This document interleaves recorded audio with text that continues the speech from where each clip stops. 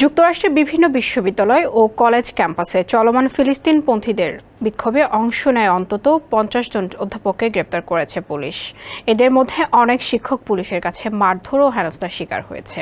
মধ্যপ্রাচ্যের সংবাদ মাধ্যম মিডল ইস্ট আই এক প্রতিবেদনে তথ্য জানিয়েছেন, গত ১৭ এপ্রিল গাজায় যুদ্ধ বন্ধ এবং ইসরায়েলি প্রতিষ্ঠানের সঙ্গে বিশ্ববিদ্যালয়ের সম্পর্ক ছিন্ন সহ বেশ কিছু দাবিতে বিক্ষোভে নামেন কলম্বিয়া বিশ্ববিদ্যালয়ের শিক্ষার্থীরা। পরে যুক্তরাষ্ট্রের ১.৫ শতাধিক শিক্ষা প্রতিষ্ঠান এবং ইউরোপের অন্তত ১২টি দেশে এই বিক্ষোভ ছড়িয়ে পড়ে। এসব বিক্ষোভ থেকে বহু শিক্ষার্থীকে গ্রেপ্তার করা হয়।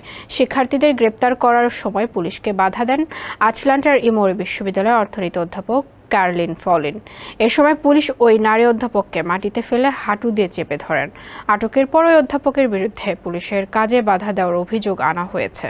বিক্ষোভের ভিডিও ধারণ করেছিল ওয়াশিংটন বিশ্ববিদ্যালয়ের অধ্যাপক স্টিভ তামারি।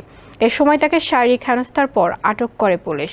পুলিশের মারধরে তার ডান পাঁজর ও হাত ভেঙে গেছে বলে জানা গেছে। যুক্তরাষ্ট্রের বিশ্ববিদ্যালয়ের অধ্যাপকদের সংগঠন American association of university professors এইসব গ্রেপ্তারের নিন্দা জানিয়েছেন। সংগঠন বলছে, অধ্যাপকদের হাত কড়া পরিয়ে ধরে নিয়ে যাওয়ার ঘটনা কোনোভাবেই কাম্য নয়।